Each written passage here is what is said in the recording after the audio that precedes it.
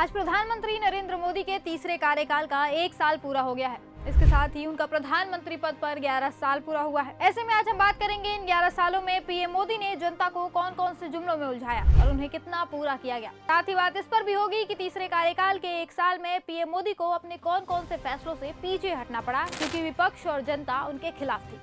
शुरू करते हैं जुमलों से। मोदी जी का सबसे पहला जुमला था कि 100 दिन में विदेश से काला धन ला कर दूंगा और उस काले धन को 15-15 लाख रुपए करके सभी देशवासियों को बांट दूंगा। आज उन्हें प्रधानमंत्री बने 11 साल हो गए हैं, लेकिन आज तक न तो विदेश से काला धन आया और न ही किसी के अकाउंट में 15 लाख रुपए। उल्टा देश का धन लूटकर विजय माल्या विदेश भाग गया। और तो और, जाने से पहले वो मोदी के मंत्री अरुण जेटली से मिला, उनसे बताया कि मैं विदेश जा रहा हूँ। फिर मोदी जी ने जानते हैं क्या किया? माल्या को कहा चले जाओ, जनता का क्या है, उन्हें तो गरीबी में जीने और लुटने की पुरानी आदत है। लेकिन इतने के बाद भी आज भी बहुत से अंधभक्त 15 लाख रुपए की आस लगाए बैठे हैं। कह रहे हैं कि पापा भरोसेमंद आदमी हैं, वो अपना वादा पूरा करते हैं। खैर, अंधभक्तों का ये सपना इस जन्म में तो पूरा होने से रहा।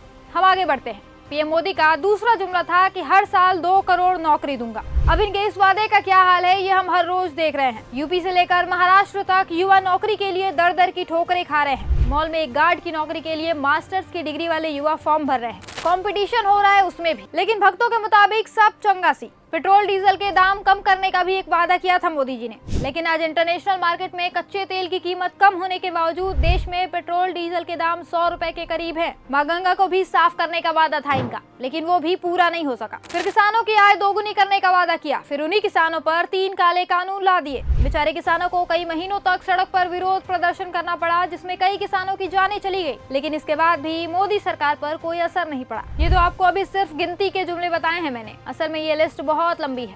फिलहाल बात कर लेते हैं मोदी सरकार के यू टर्न की। पिछले 10 साल तक मोदी सरकार ने खूब तानाशाही की, जो मन किया वो कानून पास कराया और लागू कर दिया। लेकिन फिर 2024 के लोकसभा चुनाव में जनता ने इन्हें इनकी जगह दिखा दी, जिससे इनका मनोबल थोड़ा गिरा। इस चुनाव में विपक्ष भी मजबूत होकर सामने आया, जिससे मोदी सरकार को बार बार यू टर्न लेना पड़ गया। पहला यू टर्न इन्होंने जातिगत जनगणना पर मारा। जब राहुल गांधी लंबे समय से इसकी मांग कर रहे थे, तब बीजेपी और पीएम मोदी कहा करते थे कि इसकी कोई जरूरत नहीं है, ये फिजूल है।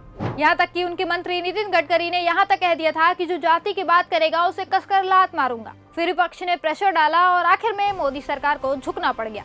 तो मोदी सरकार ने खुद ही ऐलान किया है कि देश में जातिगत जनगणना कराएगी। इसके बाद सरकार ने लेटरल एंट्री पर पलटी मारी। मोदी सरकार बड़े ही चाव से लेटरल एंट्री लेकर आई, ताकि दलित, ओबीसी और आदिवासियों का आरक्षण का हक छीना जा सके। लेकिन राहुल गांधी और पूरे विपक्ष ने इसके खिलाफ आवाज उठाई, जिससे मोदी सरकार को थक कर लेटरल भर्ती का फैसला रद्द करना पड़ा। फिर long term capital gains tax, वक्फ बिल, ब्रॉडकास्टिंग बिल, एक के बाद एक करके सभी फैसलों पर मोदी सरकार बैकफुट पर आई। मोदी सरकार के इस तीसरे कार्यकाल को गौर से देखने पर यही समझ आ रहा है कि मुश्किल बढ़ गई है मित्रों। विश्व गुरु की मनमानी चल नहीं पा रही।